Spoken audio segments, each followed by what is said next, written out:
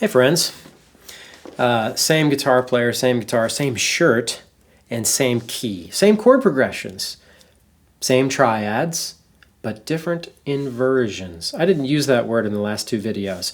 But so we had, let's just use G for example. If we were going to use a major triad in G, we have this shape. Root is in the pinky.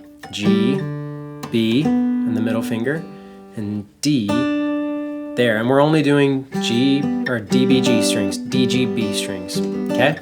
Now that is the 1, 3, 5. That's a G major triad. The minor triad makes this third go flat. Every minor triad on these three strings goes like that. 1, 3, 5.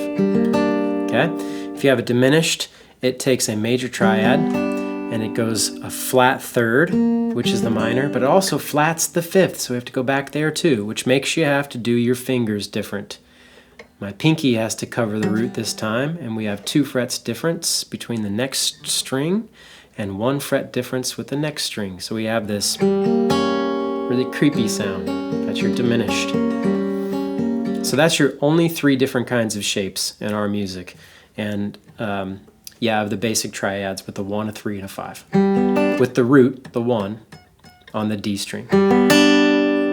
Major, minor, and diminished. I'm not actually using the ring finger, I just can't get it out of the way because it's just biologically in the way. But at any rate, that's that. An inversion is when you take that 1, 3, 5 and you mix the order up.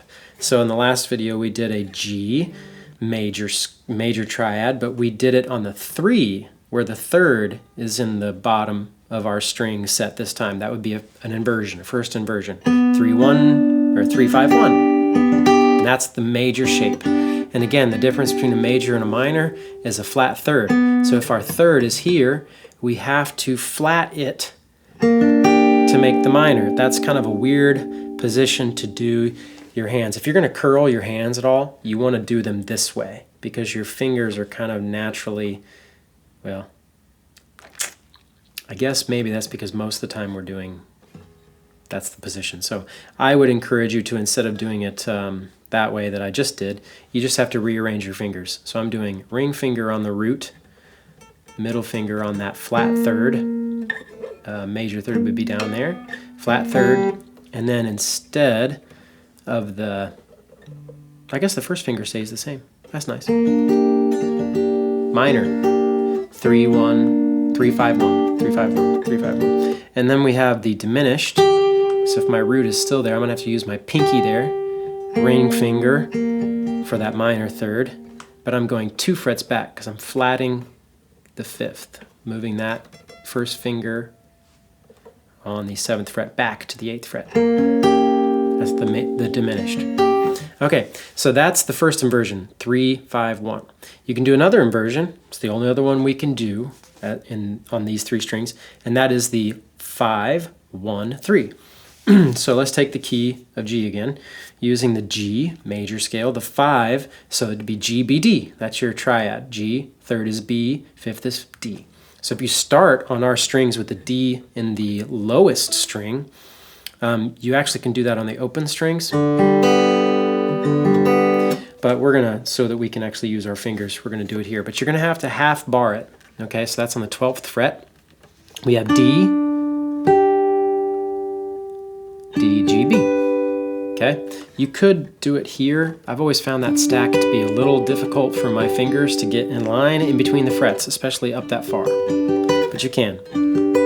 Especially on the electric, this is much easier. But that's the 1, or the 5, 1, 3. So when you're keeping track of this and moving it down, I'm gonna pause and go back to this. 5, 1, 3. Okay, so if I'm gonna make, that's your major shape. That's great, and there's 3 of those, and you just have to move it around. So that's nice.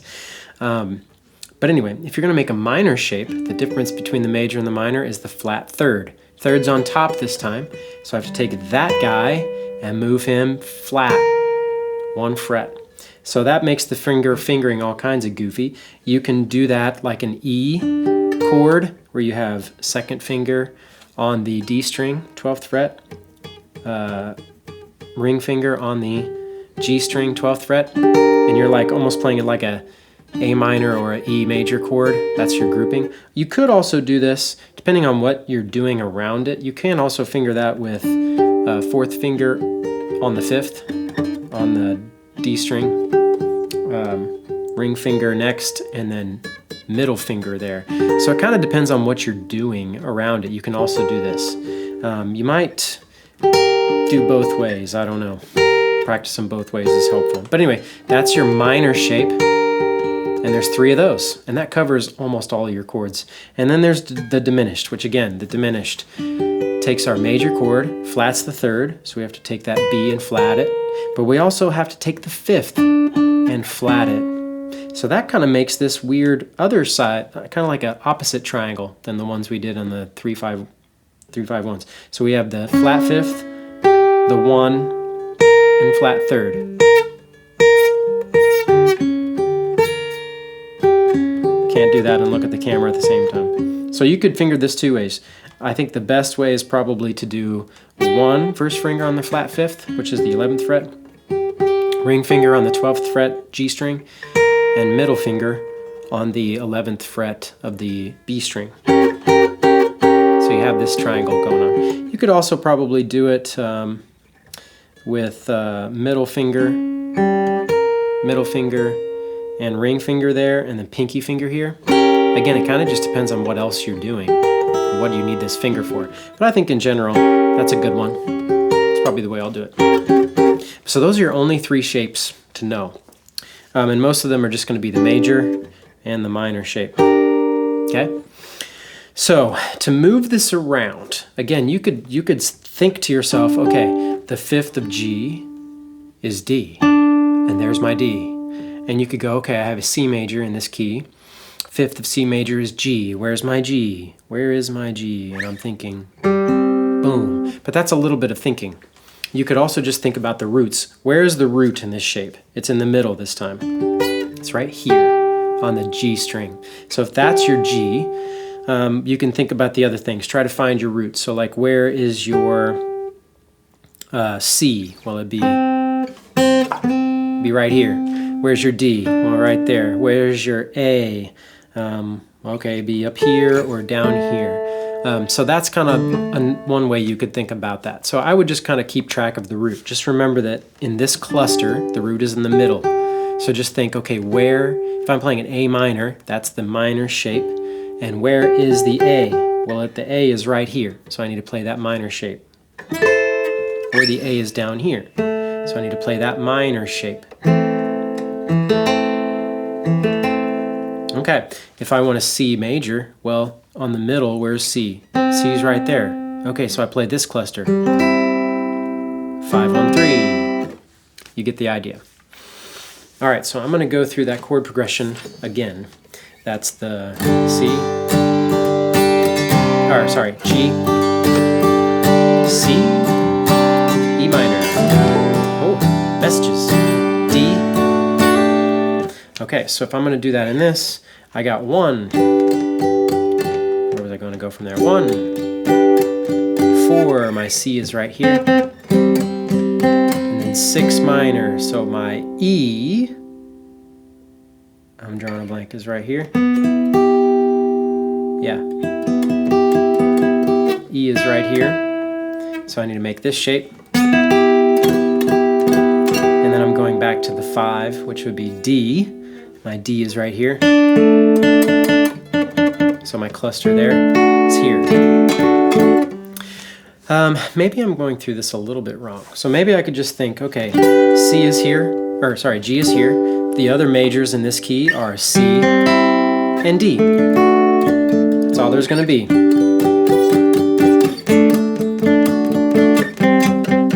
C, D, G. And you could think about your minors too. You have an A minor in this key. You have a B minor in this key. You have an E minor in this key.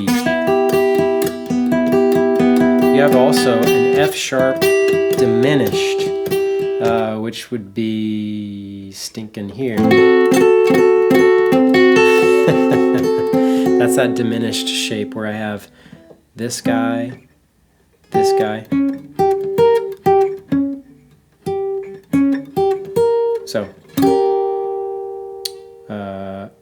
nope, should have been down one. Okay, so it might help to just do that. Okay, think about majors are here in the key of G. Minors would be, here's the main minor, the 6. I'm going to have a B minor. I also have an A minor, which could be up here. But then you can play chord progressions with that. Take your chord chart, like again, if we have that C or a G to the C down here, to the E minor, to the D, one more time, to the G, to the C, to the E minor, to the D, okay? And you could do that in all of your keys. But I'm going to take this chord progression that I was doing the other videos, G, to the D, to the E minor, to the B minor, to the C, to the 1, G, to the A minor, to the D. Okay, so I'm going to do that in this little 5-1-3. G, D, E minor, B minor, C, where did I go? G. To the A minor, which would be down here, to the D, to the G.